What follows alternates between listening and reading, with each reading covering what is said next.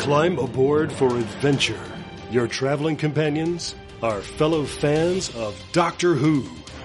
That's right, it's the podcast Discussing Who, exploring the worlds of Doctor Who, past, present, and future. Find out more at discussingwho.com.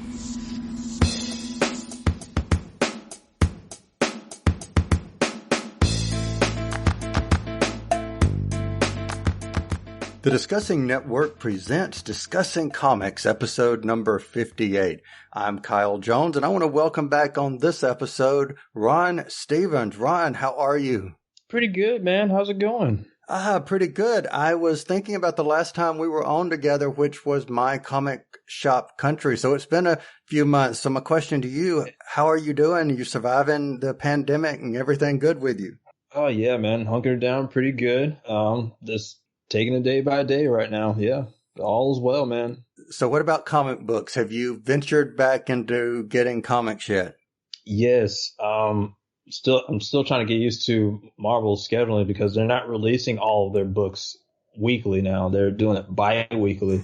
So they're slowly trying to ease into not trying to bombard other comic book shops for their stuff. So I get that. But yeah, I picked up on Spider-Man, trying to catch up on that for a little bit, and it's still a good read. And that's trying to say that as unbiased as possible as being a Spider-Man fan. But yeah, that's a pretty good read. I need to catch up with some of the X-Men stuff though. But that's mainly that. I was catching up on my main superhero guy. So let me ask you this: do you find yourself maybe, and I know they're being sporadically released, but do you find yourself now less inclined to read maybe a title that you were just reading on the peripheral and was not really invested in? Do you find that maybe you've lost complete interest in that? I may have lost a little bit of interest in some of the X-Men books, but at the same time, I kind of like that they're not doing weekly releases anymore, or at least for right now.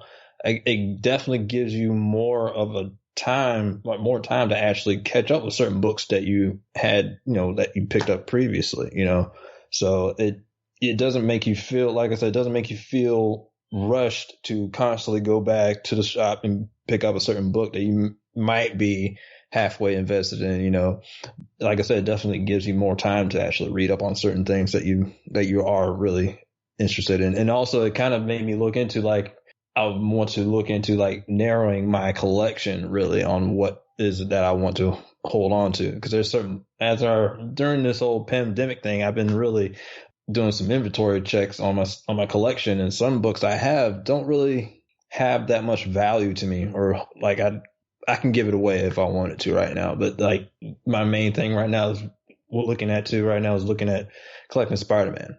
Cool. Mm-hmm. Well, what I have done, and I've not mentioned this, I don't think on this show yet, not a couple of months, it's probably been about a year ago, I started with the Marvel digital app with Fantastic Four #1. And let me preface by saying that I am without a doubt not reading every single issue. There's a good 75 I know that I have looked through, but I've been basically flipping through like you would flip through pages. Yeah.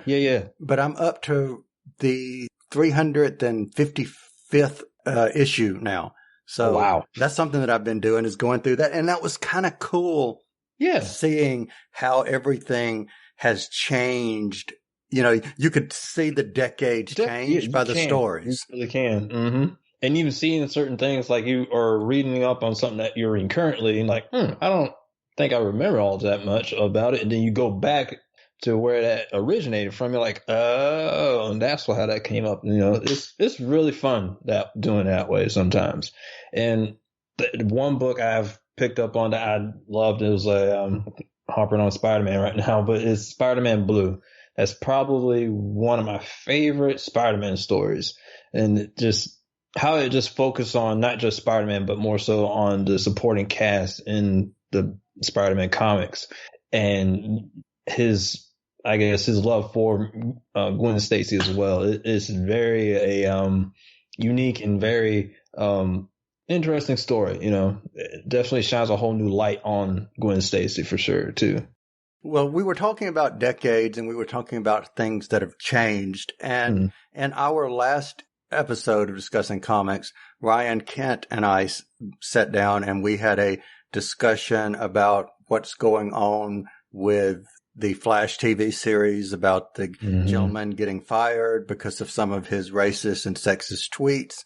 And of course, we were watching the video from Anthony Mackie that he was on The Tonight Show. And without going into that again, I want to ask you, from your point of view, from your opinion, there's been a lot going on. We've been talking about pandemics for months, but we've also been talking about change. There's a cultural change that seems to be happening in the United States. And I know as a white guy, I can't be someone who can experience what it is like for you or Clarence to be a black man in America. And I know for you specifically, you are the father of a interracial child. And I want to know, from your opinion, what have you been feeling this experience from your point of view of what might be changing and maybe some of the hopes that you have for the world your son will grow up in? I guess you say in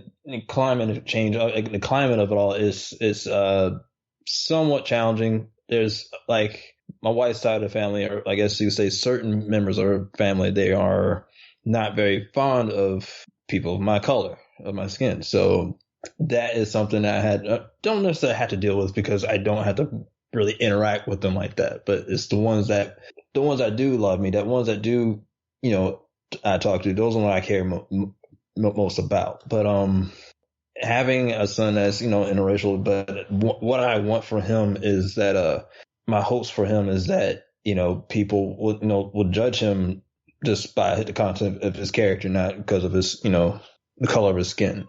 And I want him to be a bridge, really, between all cultures, especially in this country. That's my hope for everybody from this point on now, is that we can bridge this racial gap that we've had for centuries. And seeing what's been going on lately, it's like I said, it's been an issue that's been going on for a long time. And seeing people, certain military bases, names are being changed. Here in Fayetteville, North Carolina, we have Fort Bragg, which apparently was named after a Confederate soldier who was also a slave owner. And that's one of 41 or 40 plus military bases in the United States are being changed. And, a few monuments are being taken down, which is great.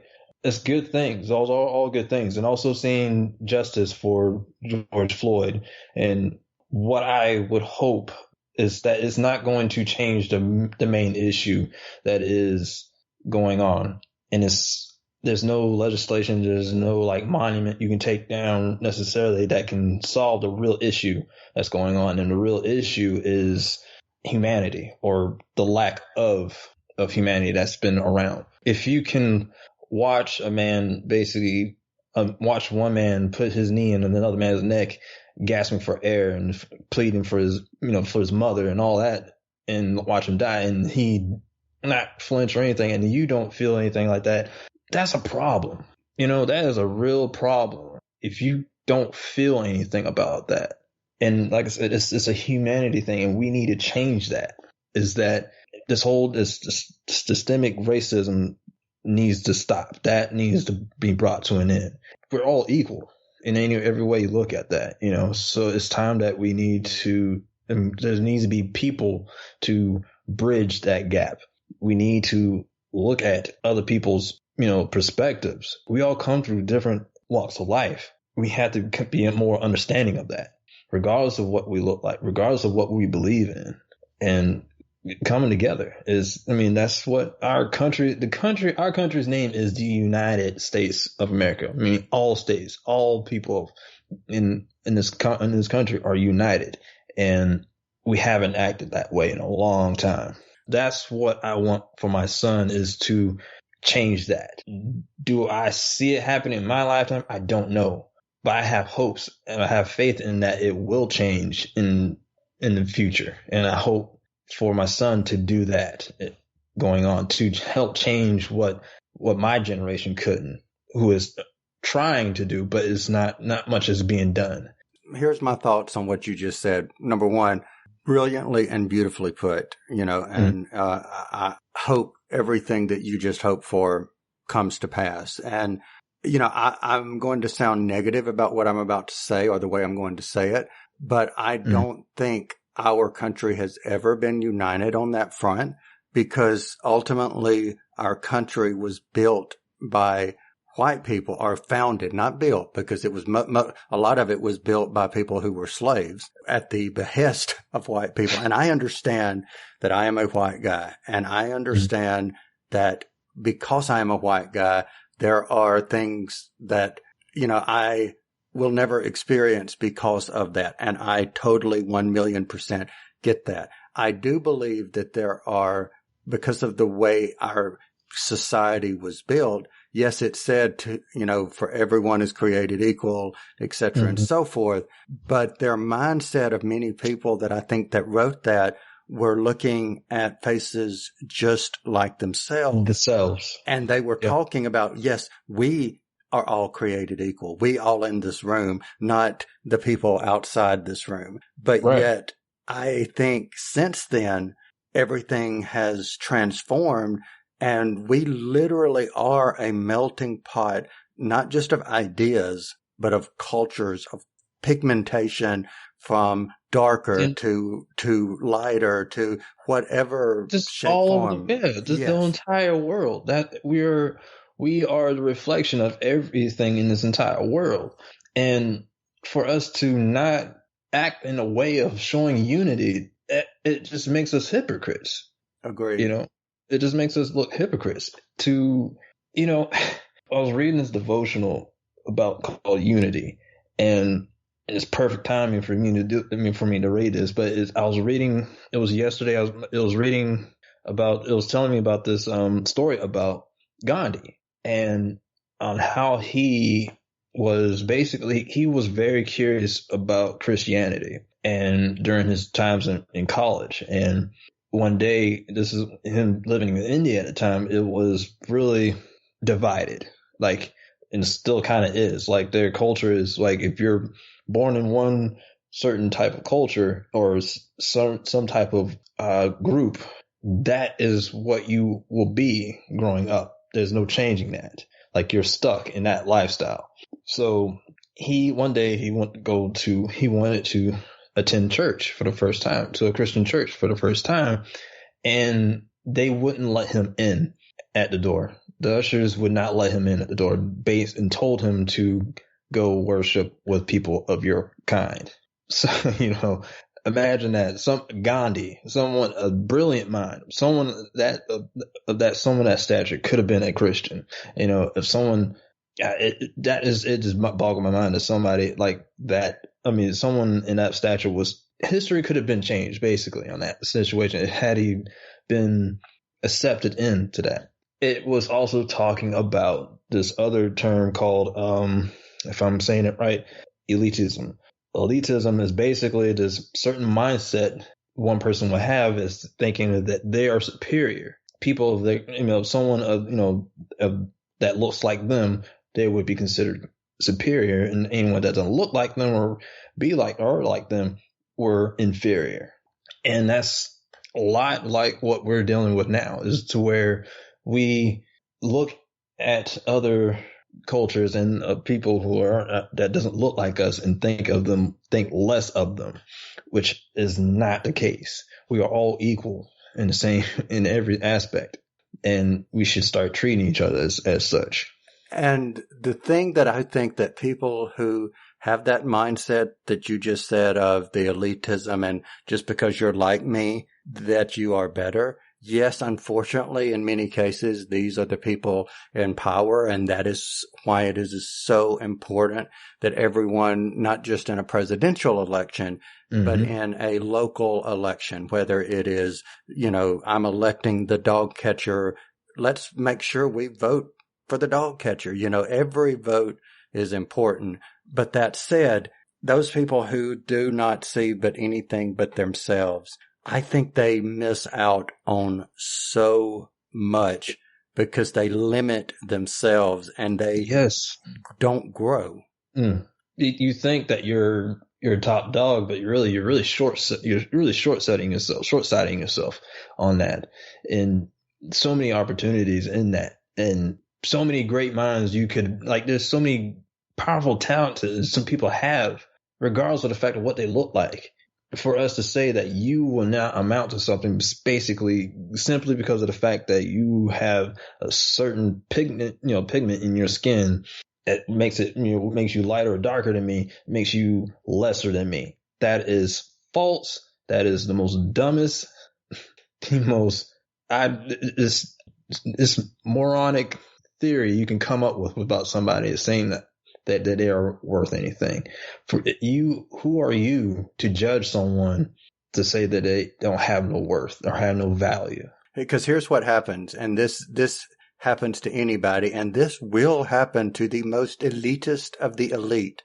Mm-hmm. When you are judged, when you sit there and in judgment of everybody else, eventually that judgment is going to, and I'm not speaking spiritually or, religiously here. I'm talking about as in just reality of life. Oh, yeah. Somebody else is going to come along and say, oh, well, you're a 6-figure job. Guess what? You're not anything because I have a 7-figure job. 7-figure. Yep.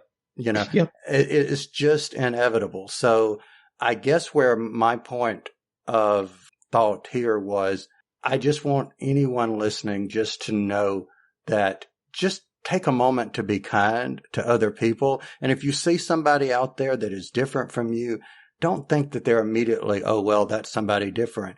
Look at that as an opportunity to learn about somebody else. Yes, that is an opportunity to you to build a new relationship. I actually look forward to meeting new people each day.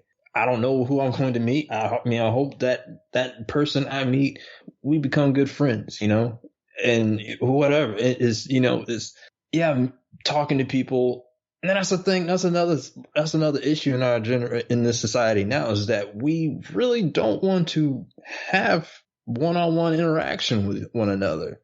Like, we are either afraid what they might think of us, or we have been hurt in our past or whatever, so we just shut people off. I don't know, but it's whatever the case may be. But we have stopped being people to other people, if that makes sense, And that's something that, like I said, it's a humanity issue that needs to change. That we need to, like I said, just build bridges with one another, be a bridge for all communities, all cultures. And I hope your son does go back to the building a bridge. He will have an experience that, neither you nor I as a man can understand, or as a human being can understand, because he literally has I would say, best of two different worlds. I see your son as the epitome of what I've hoped for almost 50 years. Mm-hmm. So kudos. But speaking of interracial people, let's take it back to comic books. And you posted something earlier today that actually spurred me to say, let's record, specifically one of my favorite Marvel characters now, Miles Morales. So tell me, Miles has been in the news lately. You want to share why? Man. Miles is pretty much all over social media and internet, man. Like, he's just blowing up. Why? It's because, well, for one, he's getting a sequel Into the Spider-Verse movie. I'm pretty sure everyone remembers that movie a couple of years ago. Now it's getting a sequel, which, if you watch the first one, it shouldn't have been much of a shock to you. But now it's official. They have started production as of last week. So that's really exciting. A couple of days ago, I believe it was during the announcement of PS5, they announced a few games. One in particular, the sequel to Marvel's Spider-Man, which is going to be telling the story of Miles Morales. So now he's got a game. He's also got a movie coming out in coming up. This guy is just blowing up overnight. I actually looked up his first appearance, first comic book appearance. Before all the announcements came up, it started, I think the pricing on eBay was maybe at most $50, if graded, maybe $100, maybe. Now it's the highest I've seen it, actually, Kyle, is at $1,000. Wow. Yeah, at $1,000. That's the highest I've seen it go off on eBay, is $1,000. It's amazing how this guy just shot up. I mean, his story is very compelling, much more, probably, I would say, more than Peter's. It's more, like I said, it's just more appealing, and just like he goes through it probably a lot harder than Peter ever did. All right, so let me back up for a second for anyone listening who is saying, who the heck is Miles Morales? So Miles Morales made his first appearance in Ultimate Fallout #4 in August of 2011. This was part of the Ultimate Universe line of Marvel Comics. Since then, he has transitioned to the 616, also known as the main Marvel Universe. And he is also, just as you said, Peter Parker, he is also Spider-Man. So I have a question for you. Miles is not a character with a code name that only belongs to him. He is also Spider-Man. I mean, he is a character, yes, unto himself, but the mantle that he wears is also Spider-Man.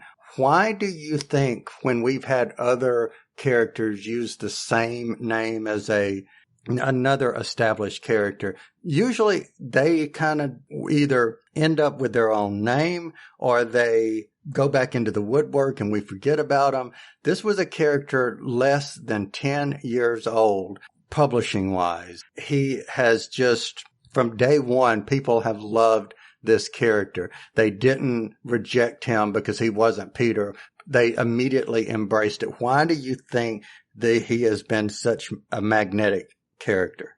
It's hard. I don't know. It's like I said, his story is just, you feel for him immediately, you know? It's not even like, of course, Peter, he didn't ask to be Spider-Man, but neither did Miles. He was just thrown into the mix of everything. He was just, I guess you say, almost like an innocent bystander. And you mentioned like how this character, how Miles held on to the title of being Spider-Man. It's like you said, it's two different. You can differentiate both Spider-Man, Miles and Peter, versus to where, you know, Captain America had multiple other characters take on the mantle, but yet he's always stepped down as Captain America. You know, he stepped down for the U.S. agent. And he stepped down for Bucky. He even stepped down for Sam. Thor, there's been multiple other Thors, but he was never Thor. So it's always, if some certain character or a certain superhero has another name, the other one always stepped down. But this one, not necessarily. I mean, granted, yeah, in the Ultimate comic books, the Ultimate version of Peter Parker died for him to come. But when he came into Earth 616, you wonder, okay, is he going to be like a sidekick? Is he going to change his name to Spider-Boy, Spider-Lad, whatever? No, he kept on Spider-Man, but you can tell the difference between the two. Miles is more, like I said, is more of a harder upbringing, because it seemed like Michael Bendis like pulled your strings in his story. If you haven't read Miles Morales' story, a little spoiler alert for you guys, but go on Marvel Unlimited if you have that app and start reading up on it. Spoiler, but his uncle, who in that universe was the Prowler, and during the epic battle between the two, he finds out that he's Spider-Man. They end up fighting, but he ends up killing his own uncle in the fight, who he loved dearly. Accidentally, he ends up killing him. And then few issues after that, his mother dies when he was trying to fight Venom. And this was like within 2 arcs. And it seemed like each arc he was dealing with a hard loss. He lost his uncle. He lost his mother. And then the next arc, his father finds out he's Spider-Man, who he cannot stand, and he disowns him. Sounds a lot darker than what you got in Spider-Man Into the Spider-Verse, right? Right. It's a lot more sugar-coated, but it is so, like, you feel for this character because he took on this mantle that he didn't necessarily want, but he felt that he had to take on the mantle because New York needed Spider-Man. And for somebody to take on that mantle when he was much younger than what Peter was when he became Spider-Man. Like, I think Miles was maybe 13, 14 when he became Spider-Man versus to where Peter was maybe 16 going on. 16, 17 probably. Yeah, 17 maybe, yeah. Almost getting out of high school, right? So someone just jumping into high school, maybe in middle school probably. So the stacks of, the stake that he was in was so much higher than what it was for Peter.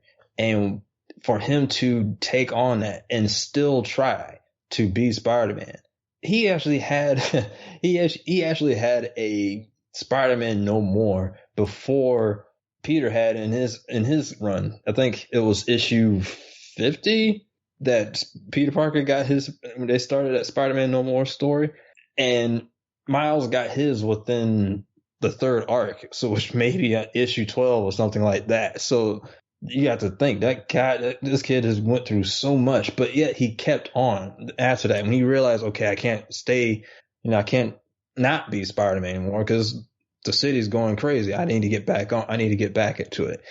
His story is so much compelling, man, and you have no choice but to root for him. Well, see, not only that, and I agree with everything you just said, and since we've already, sounded our spoiler warning, I'll go on to say one of the things that endeared me that was very touching in his story at the very beginning was the Aunt May that they had in the Ultimate Universe was so different from that traditional, oh, Peter, Aunt May from the 616. And I remember there was a scene when she actually met Miles and gave Miles Peter's web slingers at the very beginning of his arc. And to me, that just was so passing the mantle. And I just thought that was really, really cool. Another thing that I like about Miles is he is not a carbon copy power set from Peter Parker. No, he's definitely, in every factor of that, he is different from Peter. Yeah. The Venom Blast, the Venom invisibility. The ability, yeah. Yeah, for sure. But Brian Michael Bendis made every way to make sure this is a different Spider-Man. This is not some kind, like I said, some carbon copy or some, temporary fix until we somehow bring back, Peter. But he definitely made sure that you knew the difference between Miles and Peter Parker. So let me ask you a question. You just put an interesting question that I want to pose to you about what you just said. You said he's not a temporary character. Do you think when he was created in 2011 that the long-term plan was for Miles to stick around the way he has, or do we think that it was because of the fan reaction that he stuck around the way he has? I will say this: it's the third. I'll oppose it to this. During the time, this is back in 2011, so Marvel at this time was doing something, trying to shake things up, and Brian Michael Bendis is that type of person too.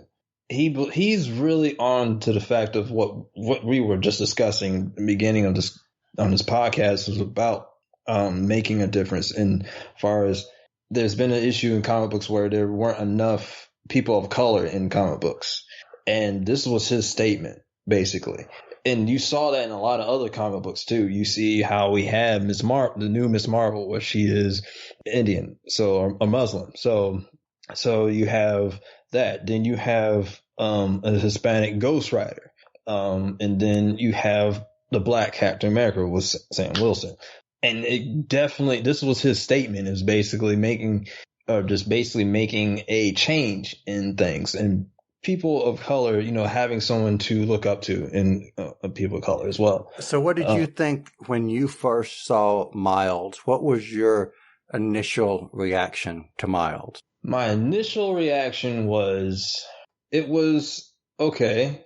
Why would you kill off Peter? Because like I said, I was a big Peter Parker fan, but I wasn't really sure what to think of it, honestly, because I wasn't sure what was a story for Miles. Like, what was your game plan for him? Basically, is this going to be a way to? Are you just going to create him basically for a while? For him to take on Spider-Man for a while. Like I said, his story it jumps at you because, like I said, he's so much younger than what Peter was when he became Spider-Man, and his mindset on how to handle be a person with superpowers. It definitely changes things. So his reaction to certain things was more like I said, just more interesting. So that right there. I mean, like I said, initially I wasn't sure about it, not because of it was a black Spider-Man. It was more so, okay, what is this character going to do? And we're like 8 years down the road now, and now he's got his own movie. He's got a game now. Had multiple, solo books. So he's not going anywhere. Yeah. He's not going anywhere. Yeah, he's really not going anywhere. I'm actually surprised it took this long for him to blow up like as he has now. And do you think from seeing Miles today in comics, because I'll go ahead and give you my opinion. I think the answer to my question is going to be yes.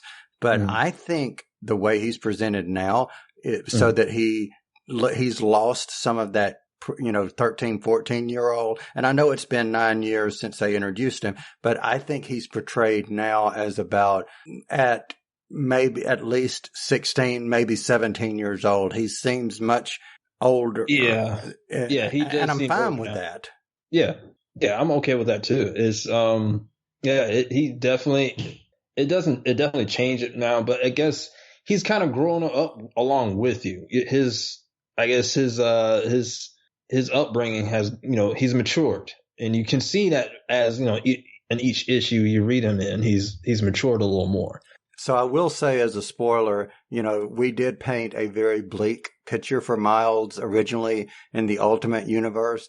As a spoiler, I will say that as a gift from another very powerful character in the Marvel Universe, things are not as bad for Miles in 616, since he and his mother and father, hint, moved to the 616. Things got a little happier for Miles. And maybe that's whenever he had the growing spurt, whenever he moved to the 616. But to answer your question about him blowing up of why he hasn't, I think what would have happened had Sony and Marvel not made their deal on Peter Parker joining for Civil War, I think Marvel would have come back to the table and said, you guys can take Peter, we're going to take Miles. Miles. They've and they kind of made that known in Homecoming. Miles is actually in the MCU universe.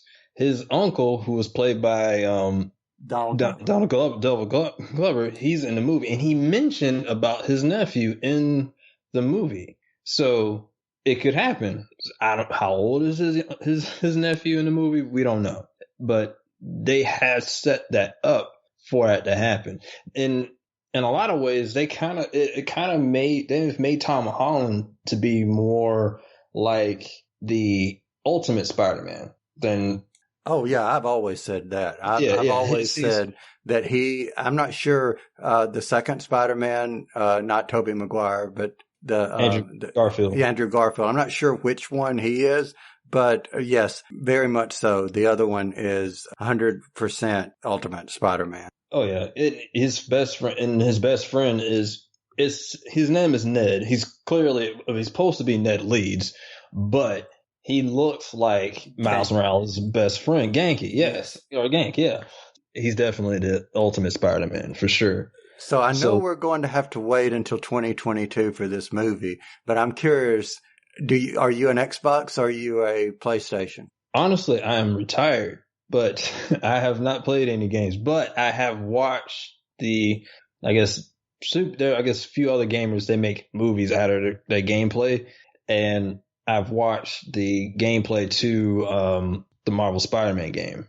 So I am excited about seeing this character get more publicity is awesome to me. I think this was a smart move instead of making, Spider-Man 2 and just changing up the scenery and using Peter again. I think this is so smart. I think this was brilliant on Sony's part because they can basically use some of the same gameplay and just change it up some. And he's got a different power set and it just makes it cool. It does. It really does. And honestly, like I mentioned, I was retired, but watching that trailer had me so hyped. Like I kind of want to get this PS5 so I can just play this game.